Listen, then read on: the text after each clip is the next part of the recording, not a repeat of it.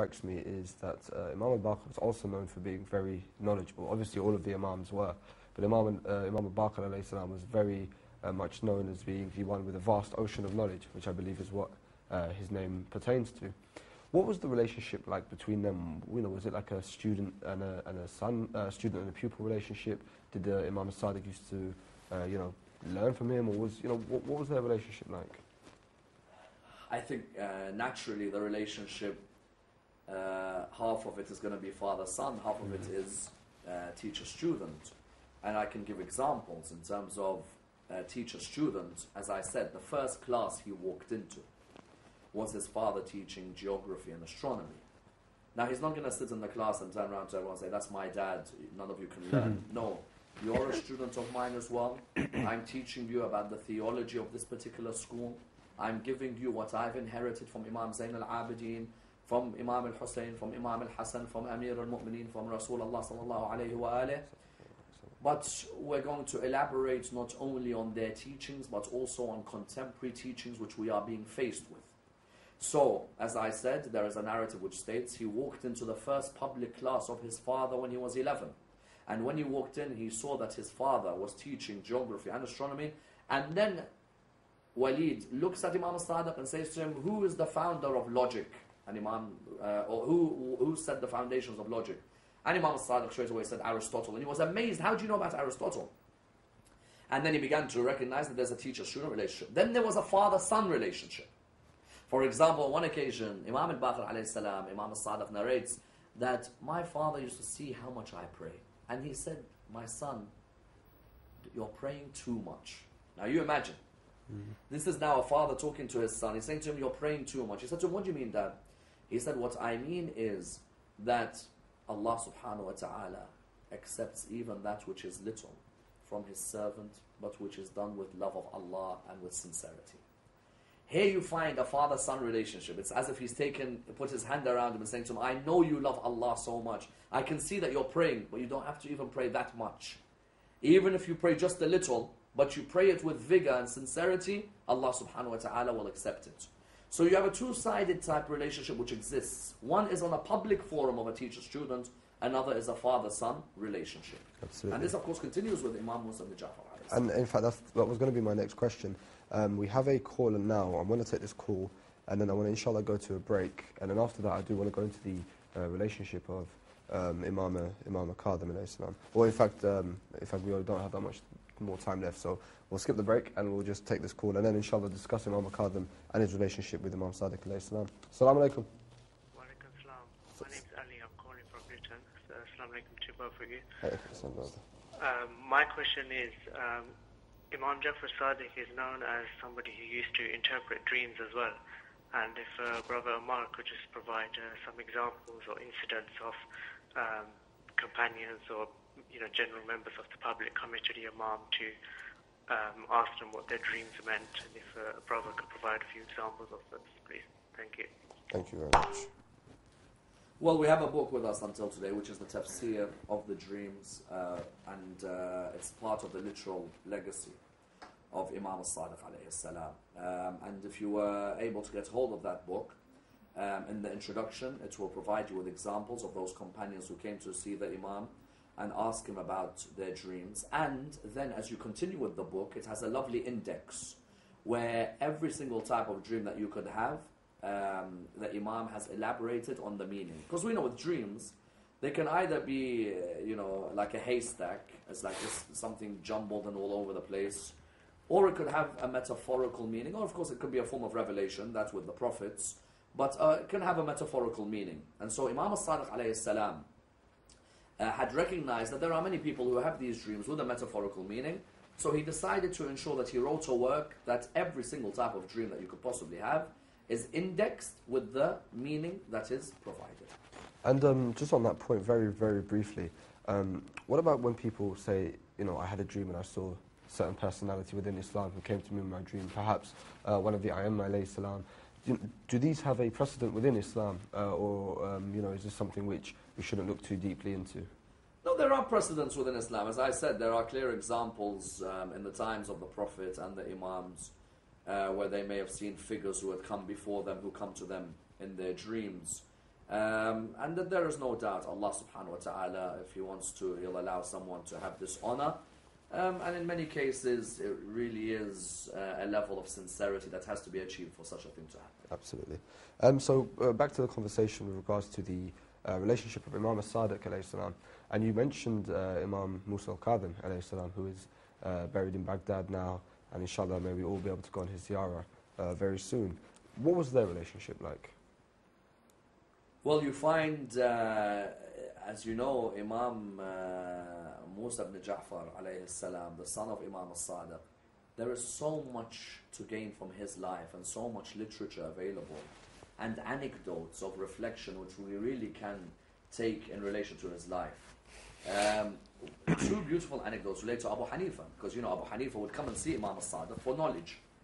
And there are two anecdotes where Abu Hanifa meets a 5-year-old Imam Musa ibn Ja'far, so the son of Imam as-Sadiq, 5 years of age.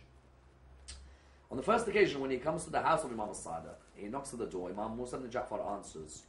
And when he answers, he says to Abu Hanifa, "How can I help you?" He said, "Is your dad there?" He said, "Yes, he is, but he's just a bit busy." So then he said to him, "Can I help you?" Abu Hanifa said, "No, I prefer your dad if you can answer me a question." He said, "No, ask me, maybe I can answer it for you." He said, I wanted to discuss this dua to the youths in particular years. That I was once speaking in another center in London. Different subject. I was not even speaking on Ilahi al-Bala. And well, when I saw an alim and he was dressed in his kaba and a black turban, so I knew he was to say it. When he raised his hand, of course I gave him priority. But you see, we've got to be careful these times because some of these people come in the wrong garb. He called himself a shia sayyid, and he questions me and says, "What do you say about that dua which starts Ilahi al Bala?" I will not detain you on that history. In less than a minute I'll finish this part of the story to come to the main point. He says, "What do you say about that dua Ilahi al Bala?" And I mentioned to him the authorities that I mentioned to you. I said, "Well, I regard that as authentic." The first book that comes to our mind is Mafatih al-Jinan, that Shaykh Abbas Qummi, Mafatih al-Jinan, has reported this from the 12th Imam alayhi salam. Fortunately, I remembered the account of Allama Tabrasi alayhi rahmah. Put that to him. He says, "Oh, this is all Shia fabrication. All this is not authentic because reciting this dua is shirk. And there is guna in it." I said, "Look, I cannot accept that at all. It's taught by an Imam alayhi salam, an Imam who was sent by Allah to stop us from shirk. If there is anybody who will teach us to keep away from shirk, it will be him. He would not be doing the contrary." But I said, this is not my subject, it's not a matter for discussion now, and I will not permit you to take time with the audience on that subject and cut him short. But I realize that there are agencies within us who are promulgating this, and I thought we better make this clear. You can see from the first paragraph of this dua, it is a dua to Allah.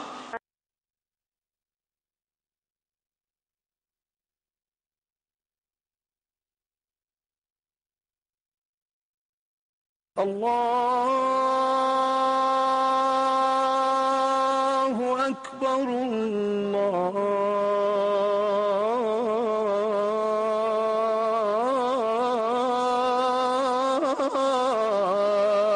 Allahu Akbar, Allahu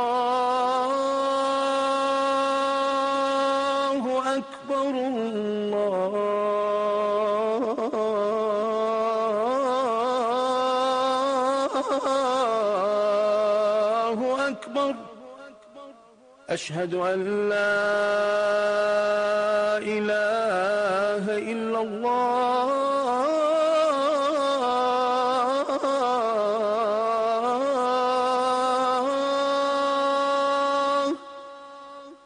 أشهد أن لا إله إلا الله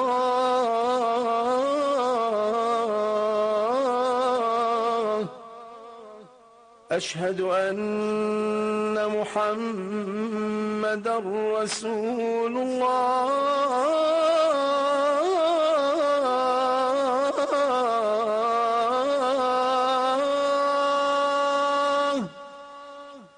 أشهد أن محمد رسول الله. أشهد أن عليا ولي الله.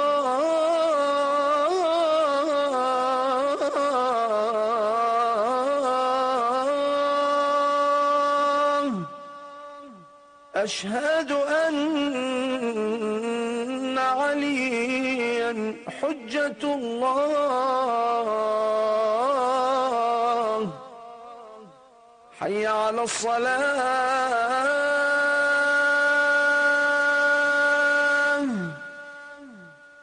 حي على الصلاة.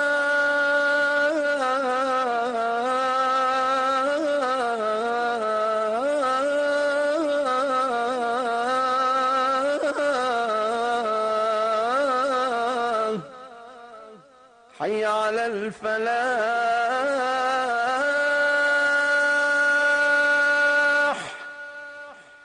حي على الفلاح.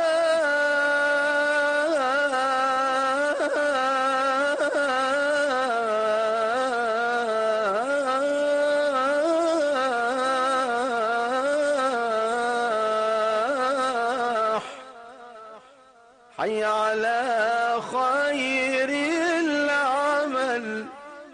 حي على خير العمل. الله أكبر.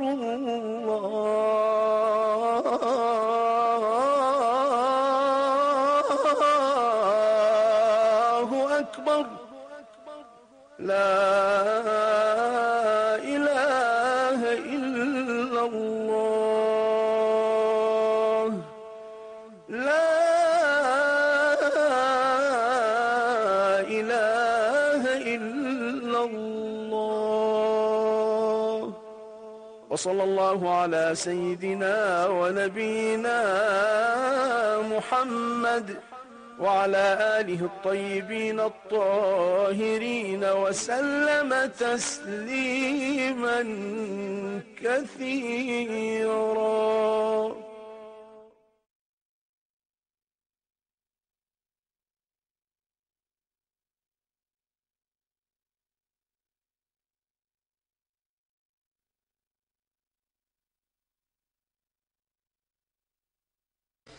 بسم الله الرحمن الرحيم.